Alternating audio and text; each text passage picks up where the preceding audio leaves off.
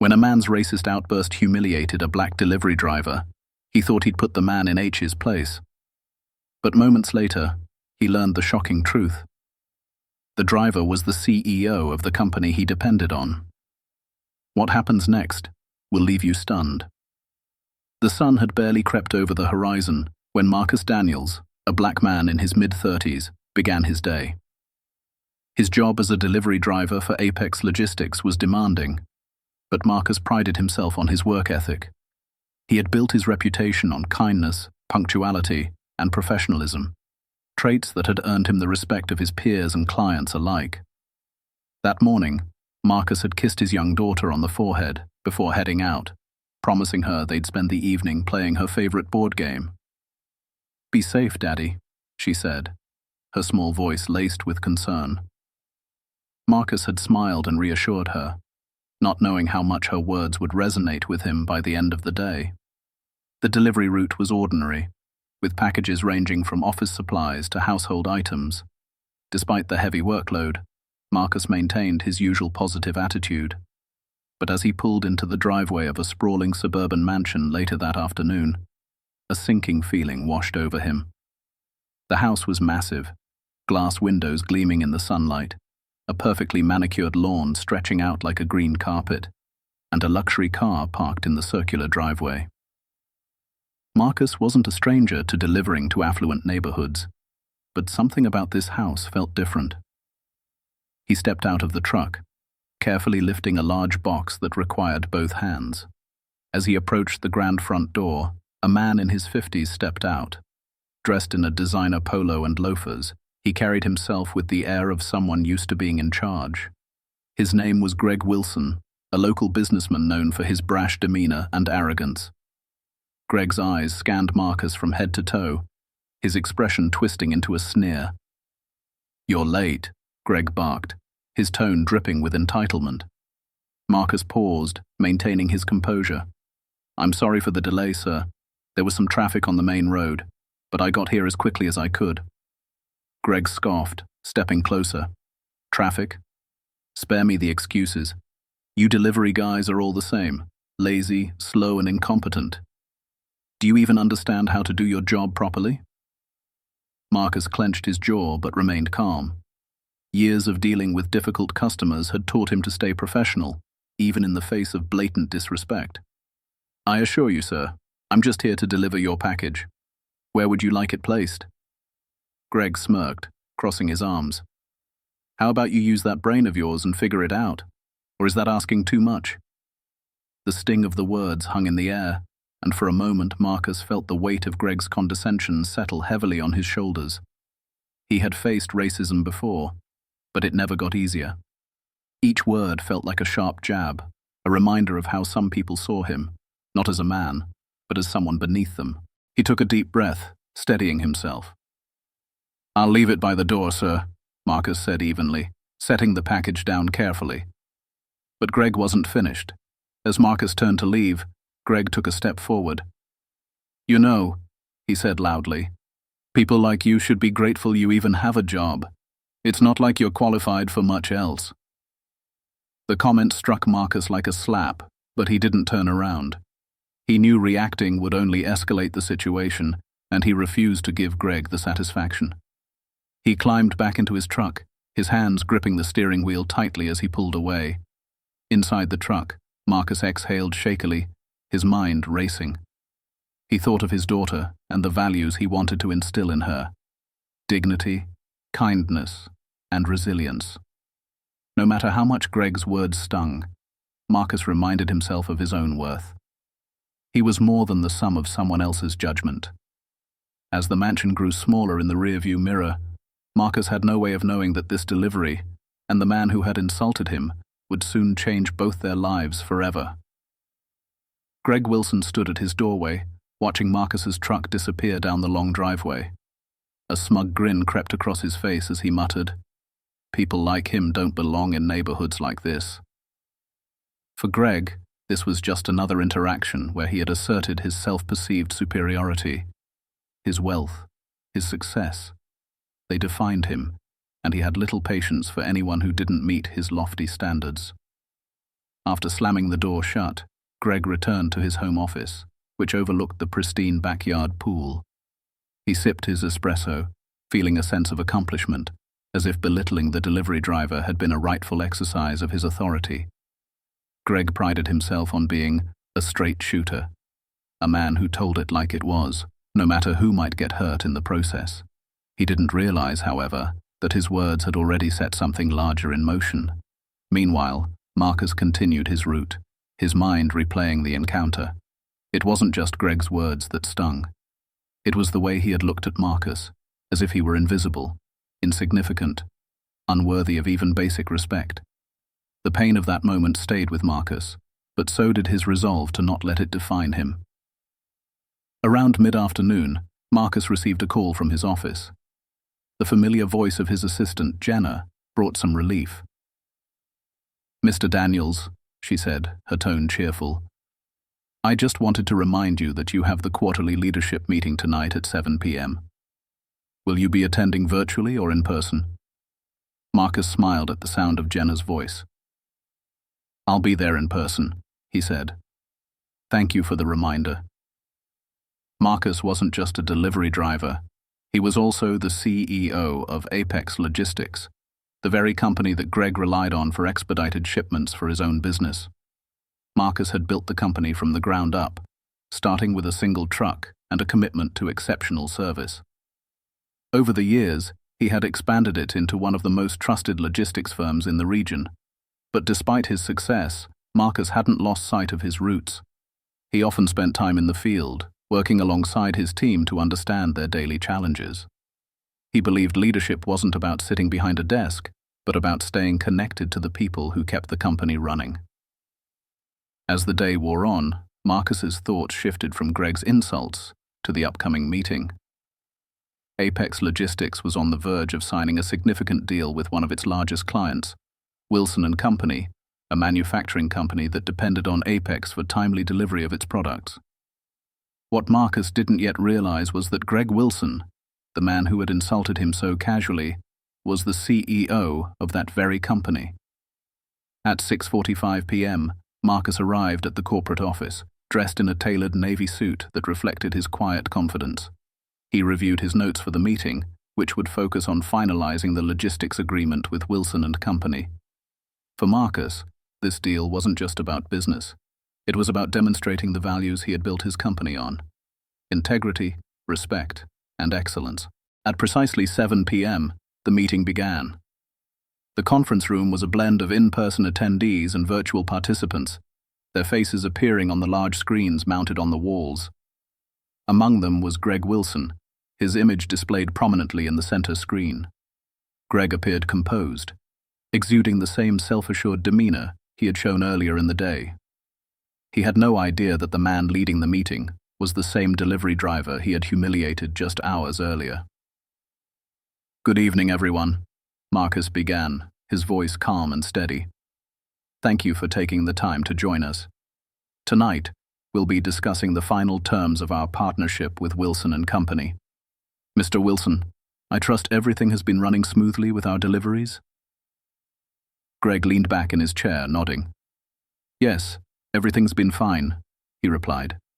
"Your team's been reliable, which is why we're considering expanding our contract. But of course that depends on whether the terms make sense for us." Marcus smiled faintly, his eyes meeting Greg's on the screen. "I understand. I believe our proposal reflects the value we bring to your company, and I'm confident you'll find the terms more than reasonable." As the meeting progressed, Marcus spoke with the authority and expertise of a seasoned leader. Greg, however, remained oblivious to Marcus's true identity, treating him with a detached professionalism that bordered on arrogance. But Marcus wasn't finished. As the meeting neared its conclusion, he decided it was time to address the elephant in the room. "Before we finalize the agreement, Mr. Wilson," Marcus said, his tone measured, "I'd like to share a personal experience I had earlier today." Greg raised an eyebrow, curious but impatient. "Go ahead," he said. Marcus took a deep breath. "This afternoon I was out on the field, personally handling deliveries to ensure our operations were running smoothly. At one stop, I encountered a client who expressed some strong opinions about my performance. He made assumptions about who I was based on the uniform I was wearing and the color of my skin. Greg's expression shifted slightly, but he still didn't seem to connect the dots. Marcus continued, his voice unwavering. What he didn't realize was that I'm not just a delivery driver. I'm also the CEO of the company he relies on to keep his own business running. The room fell silent as Marcus's words hung in the air. Greg's face turned pale as the realization hit him like a tidal wave. Greg Wilson's face flushed with embarrassment as Marcus Daniels's words echoed through the conference room. The once confident businessman now sat frozen, his mouth slightly agape, scrambling to process what he had just heard. The realization hit like a freight train. The delivery driver he had belittled just hours ago was the man sitting at the head of the table, holding the power to make or break his company's future. The tension in the room was palpable. Every eye was on Greg, and the silence that followed Marcus's revelation was deafening. Greg cleared his throat, trying to muster his usual composure, but the smugness from earlier was gone, replaced by a nervous edge. Mr. Daniels?" Greg stammered, forcing a weak smile. I wasn't aware that you were personally handling deliveries today. I must say, that's, very hands-on of you." Marcus remained calm, his expression unreadable as he leaned forward, folding his hands on the table. "I believe in leading by example, Mr. Wilson," he said evenly. "It's important to understand the experiences of my team, especially when they interact with clients like yourself." Greg's forced smile faltered, and his gaze dropped to the polished wood of the conference table. He could feel the weight of everyone's judgment pressing down on him. The other executives in the room exchanged glances, some appearing uncomfortable, others silently amused by the turn of events. Jenna, Marcus's assistant, watched from the back of the room with a small, satisfied smile. She had been present when Marcus had recounted the earlier incident, and she knew this was a moment he had carefully considered. Marcus let the silence linger before continuing, his voice steady but firm. "When I visited your home earlier today, I wasn't expecting special treatment. I was simply doing my job. But the way you spoke to me, your assumptions, your condescension, it wasn't just unprofessional, Mr. Wilson. It was dehumanizing." Greg opened his mouth to respond, but Marcus held up a hand, stopping him. "I want you to understand something," Marcus said, his tone sharpening. "The uniform I was wearing doesn't define my worth, just like your wealth doesn't define yours. Respect isn't optional, it's a basic expectation." Greg swallowed hard, his usual bravado completely stripped away. "Mr. Daniels," he began, his voice quieter than before, "I realize now that my words earlier were inappropriate. I apologize if I came across as rude." Marcus's eyes narrowed slightly. "If you came across as rude?" he repeated, the weight of his words hanging in the air. "Mr. Wilson, this isn't about appearances or a simple misunderstanding. This is about the deeper issue of how you view people who you think are beneath you." Greg's face turned a deeper shade of red, and his fingers fidgeted with the edge of his notebook. "You're right," he admitted reluctantly. I behaved poorly. I'm sorry. Truly." For a moment, the room seemed to hold its breath, waiting for Marcus's response. He leaned back in his chair, his expression softening slightly, though his gaze remained steady. "Mr. Wilson," he said, "I'm not here to humiliate you. But I hope this experience serves as a reminder that how you treat people, regardless of their position, matters. That lesson is far more valuable than any business deal." The room was silent again, as Greg nodded slowly, his arrogance replaced by a rare moment of humility. "I understand," he said quietly, "and I'll do better." Marcus studied him for a moment before offering a small nod. "I hope you will. Now, let's move on to the matter at hand, the partnership between Apex Logistics and Wilson and Company. If we're going to continue working together, mutual respect needs to be the foundation of this relationship. Agreed?" Greg straightened in his chair, grateful for the chance to shift the focus back to business. "Agreed," he said, his tone subdued but earnest. As the meeting continued, Marcus expertly navigated the discussion, maintaining his professionalism while ensuring his message was clear. The balance of power had shifted, and Greg knew he was no longer the man in control. By the time the meeting concluded, the deal was finalized. Greg offered Marcus a firm handshake, his earlier arrogance replaced by a genuine respect he hadn't shown before. "Thank you for giving me this opportunity, Mr. Daniels," Greg said, his voice carrying a note of sincerity. Marcus held his gaze. "Actions speak louder than words, Mr. Wilson. I'll be watching." As Greg left the conference room, he felt the weight of the day settle on him. For the first time in years, he reflected on his behavior, not just toward Marcus, but toward everyone he had dismissed or belittled in the past. Marcus, meanwhile, sat quietly for a moment after everyone had left, the conference room now empty. He thought of his daughter, who was waiting for him at home, and the lessons he wanted her to learn about standing up for herself and treating others with kindness. With a deep breath, Marcus stood and walked out of the building, ready to return to the people who mattered most. He knew that today hadn't just been about a deal. It had been about something far greater. A reminder that integrity, respect, and humility are what truly define a person's success. Greg Wilson sat in his luxurious home office that evening, staring blankly at his laptop screen. The numbers and reports in front of him, usually so consuming, now felt meaningless. His thoughts kept drifting back to the man he had insulted earlier in the day, Marcus Daniels.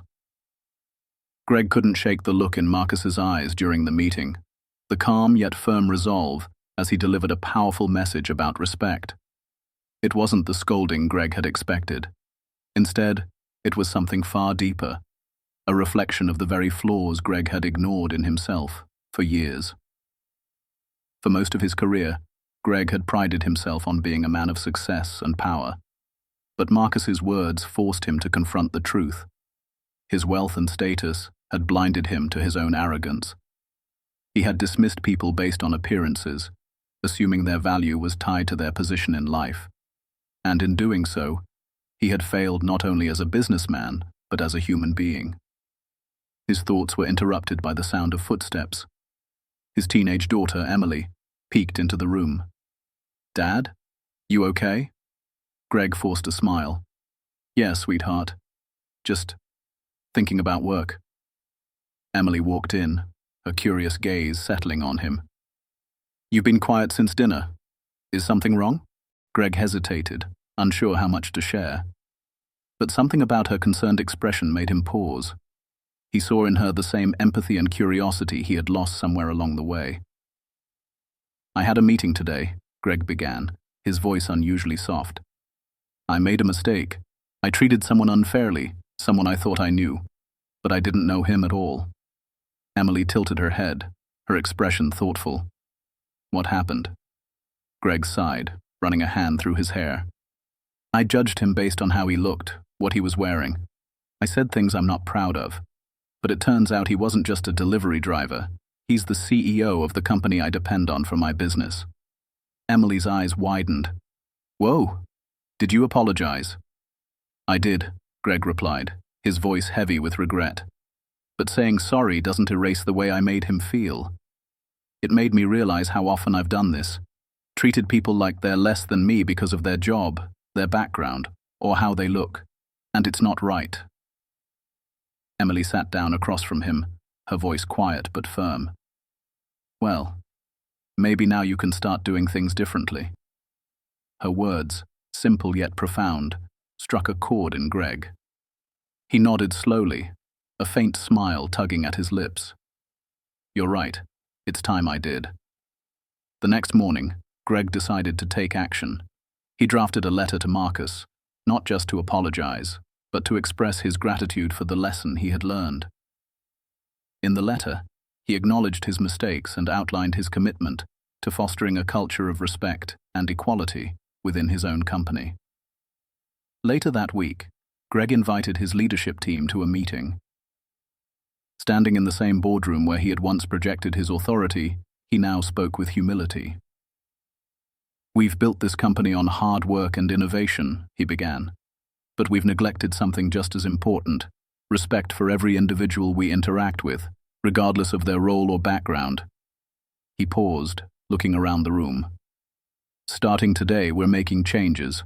I want us to lead by example, to treat every person we encounter with dignity. That's the kind of company I want us to be, and I hope you'll join me in making it happen."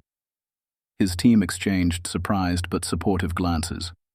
For the first time, Greg felt like he was building something meaningful, not just profitable. Word of Greg's transformation began to spread among his employees. He started taking more time to connect with his staff, learning their names and their stories.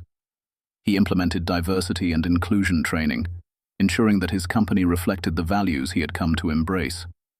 As for Marcus, he received Greg's letter and read it carefully.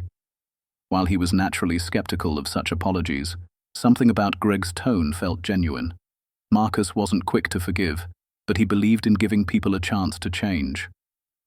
Weeks later, Greg reached out to Marcus directly, asking to meet for coffee.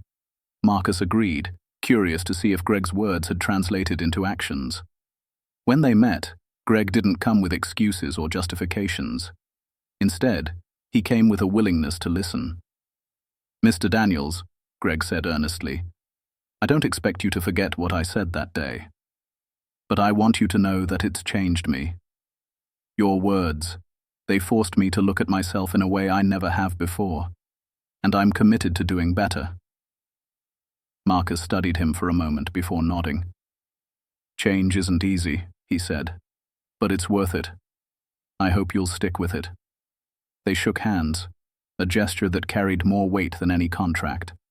Months passed, and Greg Wilson's transformation was no longer just a personal journey. It had started to create ripples throughout his company and beyond. Wilson and Company, once known for its cutthroat efficiency, began to gain a new reputation, one of inclusivity, fairness, and respect for all. Employees noticed the change in Greg almost immediately. The once aloof and often intimidating CEO now walked the halls with a genuine smile, taking the time to greet everyone from janitors to junior staffers.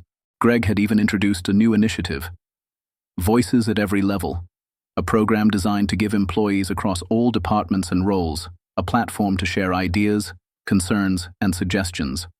For the first time, workers who had once felt invisible felt seen and heard. The shift didn't go unnoticed by the community either. Stories of Greg's newfound humility and the changes at Wilson and Company began circulating, creating buzz in local business circles. He even hosted a town hall for small business owners to discuss ways to build stronger, more equitable partnerships, with Marcus Daniels as the keynote speaker. At the event, Greg introduced Marcus to the audience. "This man," Greg said, his voice steady but emotional, "taught me one of the most valuable lessons of my life. Not through anger, but through integrity. It's because of him that I'm standing here today, committed to being a better leader and a better person." The crowd applauded, and Marcus, ever humble, simply nodded. "Growth starts with recognizing our flaws," Marcus said as he took the microphone. "What matters most is what we do after we've faced them." As the applause filled the room, Greg felt a weight lift. For the first time in years, he wasn't pretending to be someone he wasn't. He was simply trying to be better. For Marcus, the experience with Greg reaffirmed what he already knew.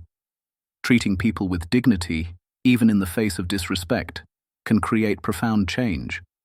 But he also knew that change required accountability.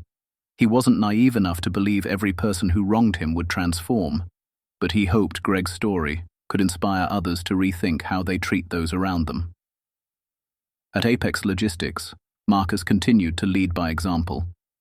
He shared the story of Greg's outburst and the journey that followed during a company-wide meeting, framing it as a lesson in resilience and grace. "We can't control how others treat us," Marcus said, "but we can control how we respond. And sometimes our response can be the catalyst for change." Employees at Apex found themselves deeply moved by Marcus's story. It became a cornerstone of the company's values, with a renewed focus on respect and compassion driving everything they did. The broader impact of their story reached far beyond the walls of their respective companies. A local journalist picked up on the tale, writing a feature titled, "When Power Meets Humility, a CEO's Redemption, and the Man Who Inspired It." The article went viral, sparking conversations about workplace culture, racism, and the importance of personal accountability. People from all walks of life began sharing their own experiences, some about facing prejudice, others about realizing their own biases. The dialogue was raw and honest, but it was also hopeful. For Greg, the attention was both humbling and motivating. He knew there was no finish line in this journey, no moment where he could declare himself fixed. Change, he realized, was a daily commitment. One afternoon, Greg stopped by Marcus's office unannounced.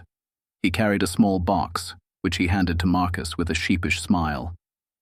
"What's this?" Marcus asked, raising an eyebrow. "Open it," Greg said. Inside was a small bronze plaque, engraved with the words, "Integrity over status." "It's something I try to remind myself of every day," Greg said. "I figured it might resonate with you too." Marcus ran his fingers over the smooth surface of the plaque, a faint smile playing at his lips. "Thank you, Greg," he said. "I'll keep this where I can see it." The two men sat for a while, talking not about business, but about life, their families, their challenges, their hopes for the future. It was a conversation built on mutual respect, a far cry from the hostility that had marked their first encounter. In the end, the story wasn't just about Marcus or Greg. It was about the power of humility, the courage to confront one's flaws, and the impact of treating others with respect. For Marcus, it was a reminder that every person, no matter how small their role might seem, has the power to influence change. And for Greg, it was a second chance to become the man he'd always claimed to be, but never truly was. As they went their separate ways that day, both men knew this was just the beginning of their respective journeys. But they also knew that together, they had created a story that would inspire countless others to reflect, to grow, and to choose integrity over status every single day.